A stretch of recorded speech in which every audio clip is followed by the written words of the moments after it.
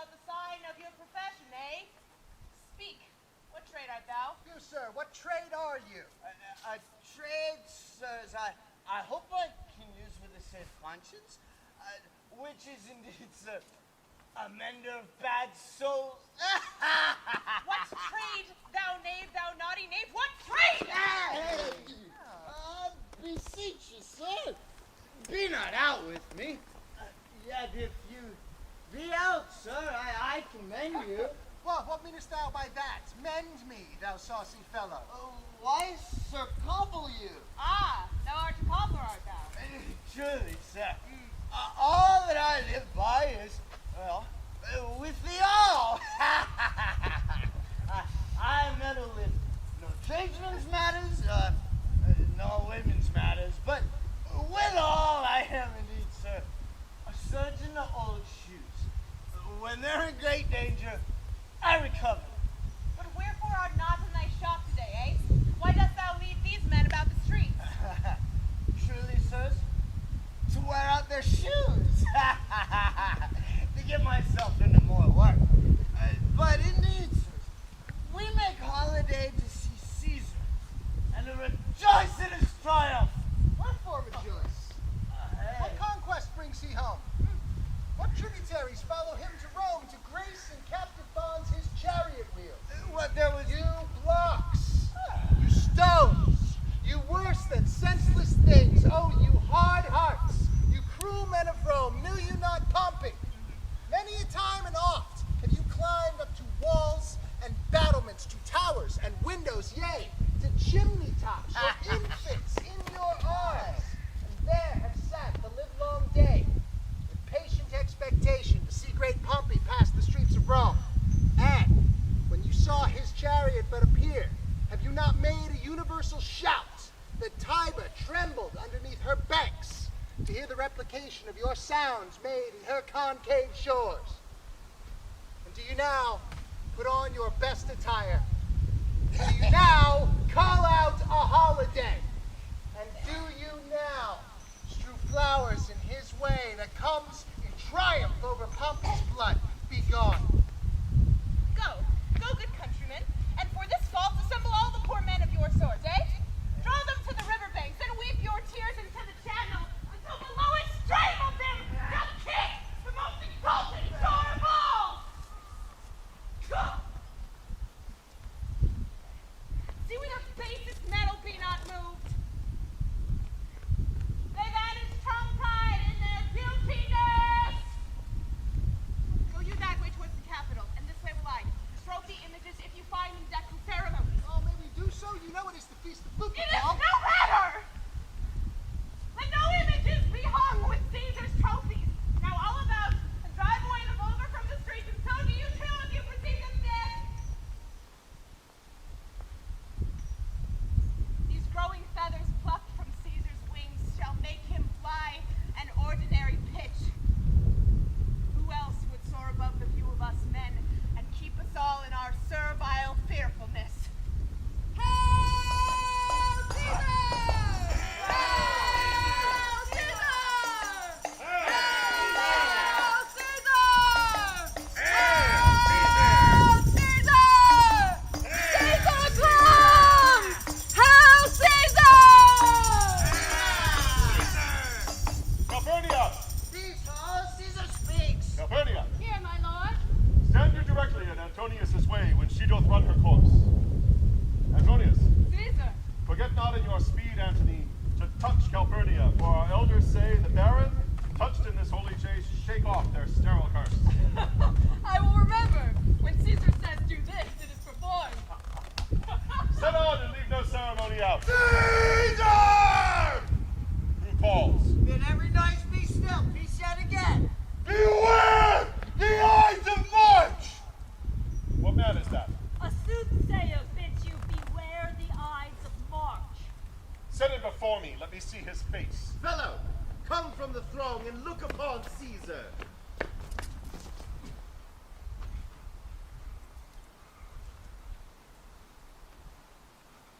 What sayest thou to me now? Speak once again. Beware the Ides of March!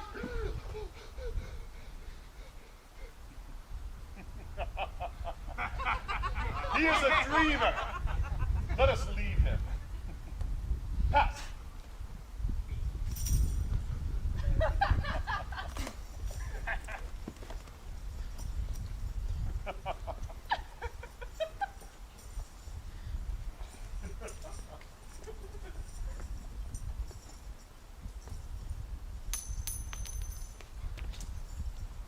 Come, will you go see the order of the course? Not I. Well, I pray that you do. I am not gamesome. I do lack some of that quick spirit that is Antony. But let me not, Cassius, hinder your desires. I'll leave you. Brutus, I do observe you now of late. I have not from your eye that gentleness and show of love I was wont to have.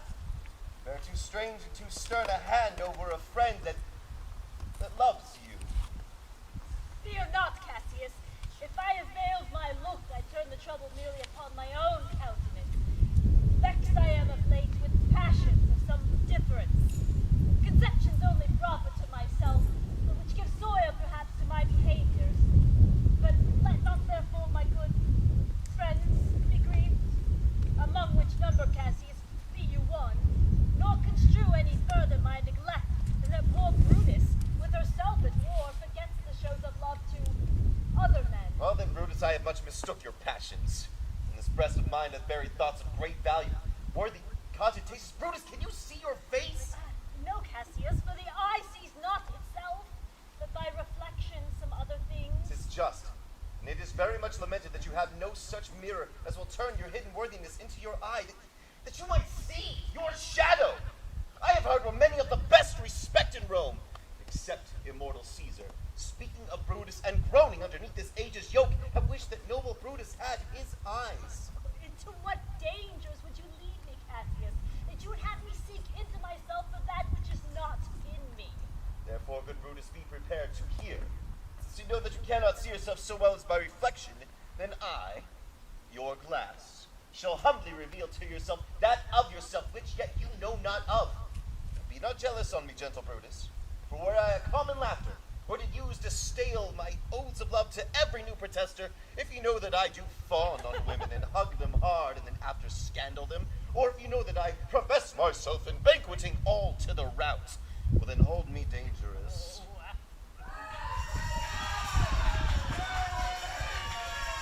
What means this shouting? I do fear that the people choose Caesar for their king. Aye, do you fear it? Then must I think that you would not have it so. I would not, Cassius. And yet I love him well. But wherefore do you hold me here so long? What is it that you would impart to me? If it be aught towards the general good, set honor in one eye, and death in the other, I would look upon both indifferently. But let the gods so speed me, as I love the name of honor more than I fear death. I know that virtue to be in you, Brutus, as I do know your outward favor. Well, honor is the subject of my story. Though I cannot tell you what others think of this life, but for my single self, I'd at least not live as to be in awe of such a thing as I myself. I was born free as Caesar, so were you. We have both fed as well. We can both endure the winter's cold as well as he. For once, upon a raw and gusty day, the troubled Tiber chafing with her shores, Caesar said to me, "Darest thou, Cassius, leap in this angry flood and swim to yonder point?" At the word, accoutred as I was, I leapt in and I bade him follow. Oh, the torrent roared, and we did buffet it, throwing it aside with lusty sinews, stemming it with hearts of controversy. But ere we could reach the point proposed, Caesar cries out to me, "Help me, Cassius, or I sink!" So did I from the shores of Tiber, the tired Caesar on my shoulder bear. And now this man is become a god! Cassius is a lowly wretch that must bend his body if Caesar carelessly but gnawed on him. He had a fever when he was in Spain. Aye, and when the fit was on him, I did mark how he did shake. 'Tis true, this god did shake! His coward lips did from their color fly, and his eye, whose bent doth all the world, did lose its luster. I did hear him groan, and the mouth of his which bade Romans mock him and write his speeches in their books, alas, he cried, "Give me some drink, Titinius," as a sick girl. Gods, it doth amaze me that a man of such feeble temper should So get the start of the majestic world. Bear that poem alone.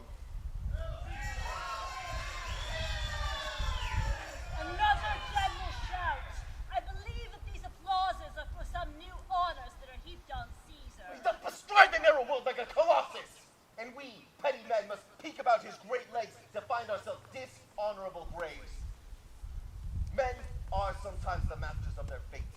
The fault, dear Brutus, lies not within our stars, but within ourselves, that we are underlings. Brutus and Caesar.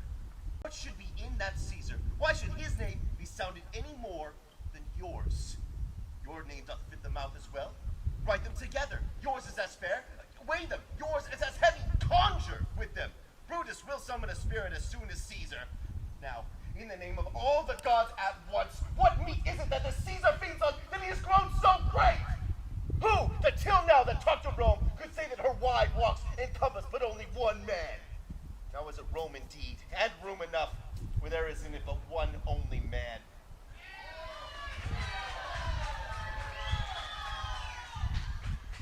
That you love me, I am nothing jealous. And what you would work me to, I have some aim. How I have thought of this, and of these times I shall recount hereafter. For the moment I would not, so with love I might entreat you, be any further moved. What you have said, I will consider. What you have to say, I will with patience hear, and find a time both meet to hear and answer such high themes. Until then, my noble friend, chew on this, that Brutus would rather be a villager than to repute herself a daughter of Rome under these hard times as this time is like to lay upon us. I am glad that my weak words have struck but thus much show of fire from Brutus. Oh, but the games are done, and Caesar is returning. As they pass by, pluck Casca by the sleeve, and he will, after his sour fashion, tell us what had transpired worthy of note today. I will do so. But look to Cassius, the angry spot doth glow on Caesar's brow, and all the rest are like chidden train. Calpurnia's cheek is pale, and Cicero doth look with such fair as in fiery eyes as we have seen him in the Capitol being crossed in conference by some senators. Casca will tell us what the matter is. Antonius, Caesar. let me have men about me that are fat, sleek-headed men, and such a sleep o' nights. Young Cassius has a lean and hungry look. He thinks too much, and such men are dangerous. Oh, fear him not, Caesar. He is not dangerous. He is a noble Roman and well given. Would he were fatter, but I fear him not. Yet if my name were liable to fear, I do not know the man I should avoid so soon as that spare Cassius. He reads much. He is a great observer and looks quite through the deeds of men. He loves no plays as thou dost, Antony. He hears no music. Seldom he smiles, and smiles in such a sort as if he mocked himself and spurned his spirit that could be moved to smile at anything. Such men as he, never at heart's ease whilst they behold a greater than themselves, and therefore they are very dangerous. I rather tell thee of what is to be feared than what I fear, for always I am Caesar.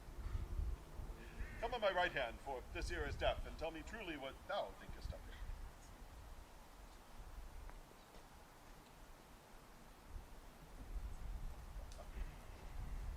You pulled me by the cloak. Would you speak with me? Hi, Casca.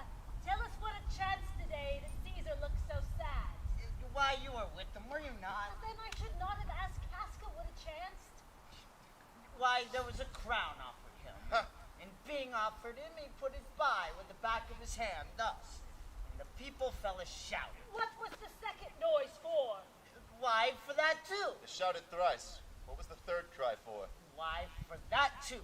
Was the crown offered him thrice? Aye, marry, was it? And he put it by thrice, every time gentler than other. And it's every putting by mine honest neighbor shout. Who offered him the crown? Why, Antony. Well, tell us the manner of it, gentle Casca. I can as well be hanged as tell the manner of it. It was mere foolery. I did not mark it. I saw Antony offer him a crown. Yet 'twas not a crown either.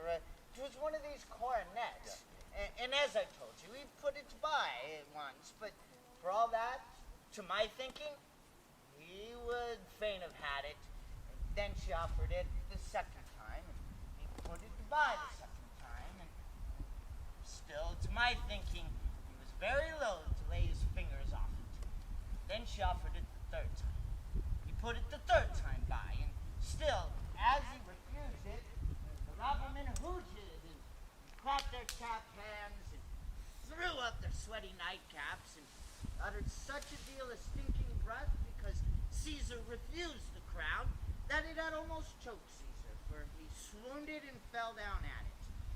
But for mine own part, I durst not laugh, for fear of opening my lips and receiving the bad air. Wait, but stop, I pray you, what, did Caesar swoon? He fell down in the marketplace and foamed at the mouth and was speechless. 'Tis very like he hath the falling sickness. Oh no, he hath it not. But you and I and honest Casca here, we have the falling sickness. I know not what you mean by that, but I am sure Caesar fell down. If the tag-rag people did not clap him and hiss him, according as he pleased and displeased them, like they used to do the players in the theater, then I am no true man. Well, what said he when he came unto himself? True Mary, before he fell down, when he perceived the common herd was glad he refused the crown, he plucked me open his doublet and offered them his throat to cut. And I had been a man of any occupation if I would not have taken him at a word. I might go to hell among the rogues. And so he fell. When he came to himself again, he said if he had done or said anything amiss, he desired their worships to think it was his infirmity. 3 or 4 wenches where I stood cried, "Alas, good soul," and forgave him with all their hearts. But there's no heed to be taken of them. If Caesar had stabbed their mothers, they'd have done no less. Did Cicero say anything? Aye, he spoke Greek. To what effect? Oh, nay. And I tell you that, I'll ne'er look you in the face again. But those that understood him smiled at one another and shook their heads. But for mine own part, it was Greek to me. I could tell you more news, too. Marullus and Flavius, for pulling scarves off Caesar's images, are put to silence. Fare you well. There was more foolery yet, if I can remember it. Will you dine with me tonight, good Casca? No, I'm promised forth. Will you sup with me tomorrow then? Aye, if I be alive, and your mind hold, and your dinner worth the eating. So look for you then. Do so. Farewell both. What a blunt fellow is this grown to be.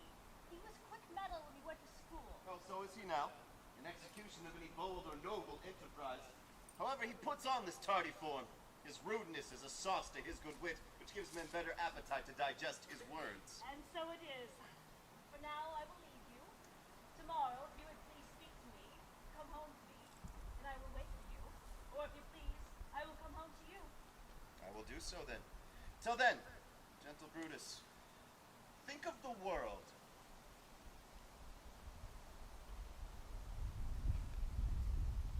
Now, Brutus, thou art noble. Yet I see thy honorable metal may be moved from that which it is disposed. Therefore it is meet that noble minds keep ever with their like. Whoso firm as cannot be seduced. Oh, Caesar doth bear me hard. But he loves Brutus. Was she Cassius now and I Brutus, he should not humor me. I will, this night, in several hands, throw at her window, as though they came from several citizens, writings, all tending to the honorable opinion that they hold of her name, wherein Caesar's ambition shall be hinted at. Oh, after this, let Caesar seat him sure. We will shake him, or worse days endure.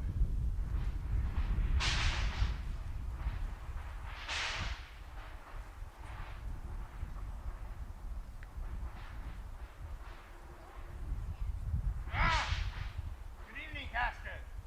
Brought you Caesar home? Why are you breathless? And why stare you so? Are you not moved when all the sway of earth shakes like a thing on fire? Oh, Cicero,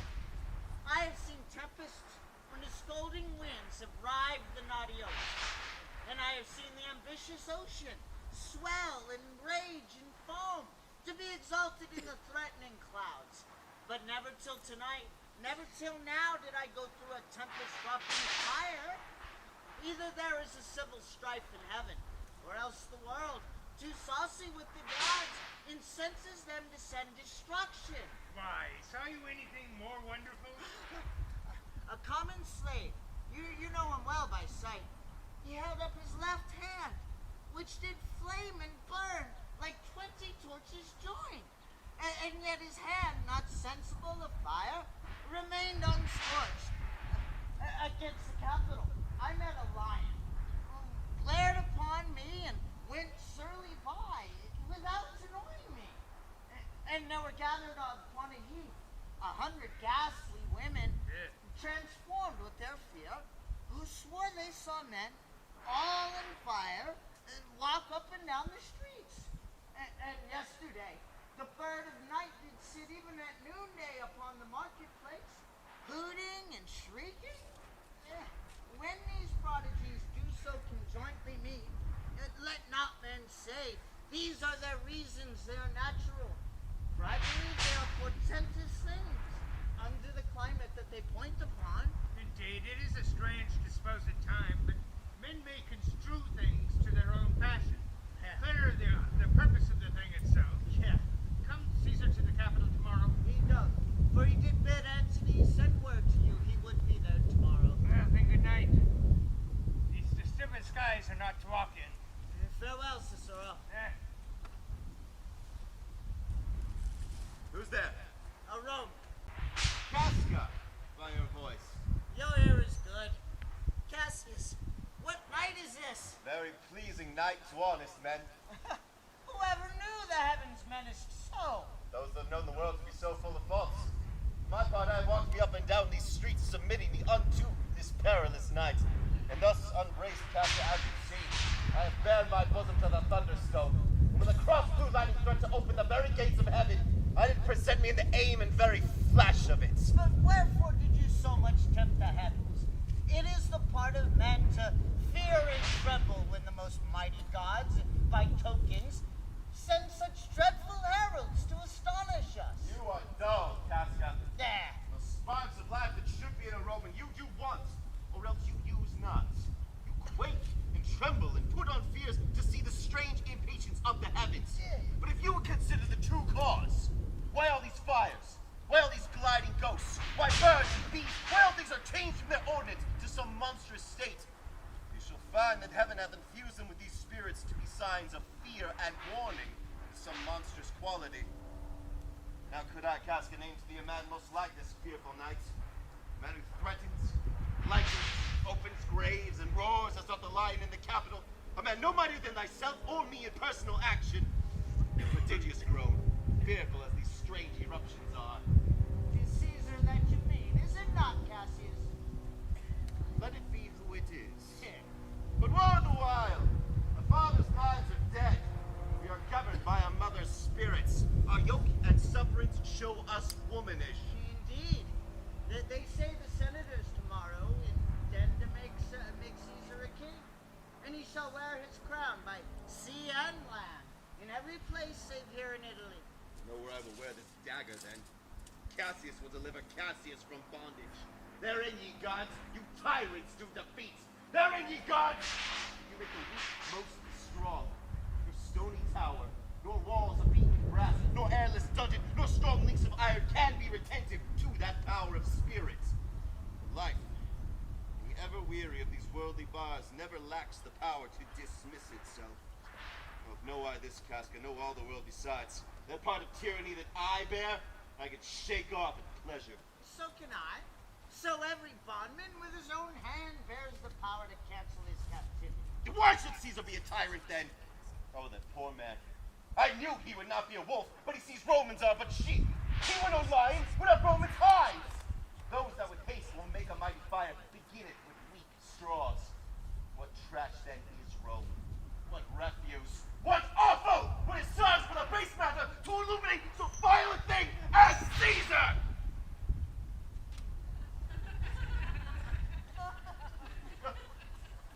But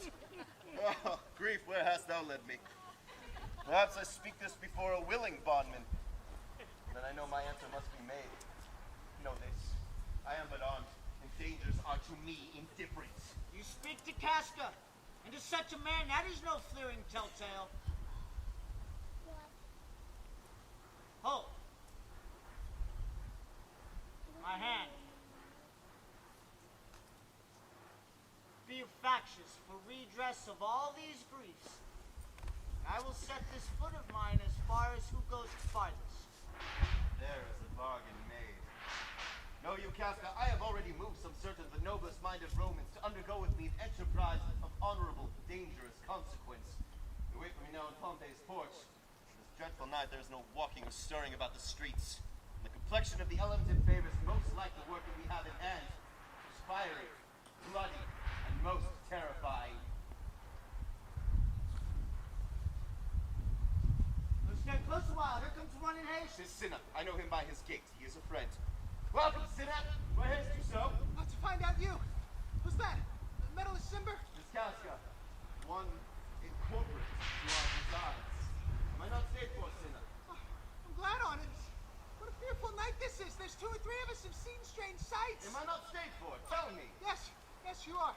Oh, Cassius, if you could but win noble Brutus to our party, then we... Content you, Cinna. Look you. Lay this in the praetor's chair where Brutus is sure to find it. Throw this at her window. Set this in wax upon old Brutus's statue. That done, prepare to Pompey's theater where we wait for you. Decius, Brutus, and Trebonius there? Aye, all but Metellus Simber, and she's gone to seek you at your house.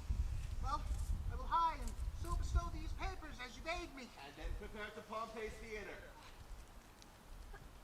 Come, Casca. Yet ere day we shall see Brutus at her house. 3/4 of her is ours already.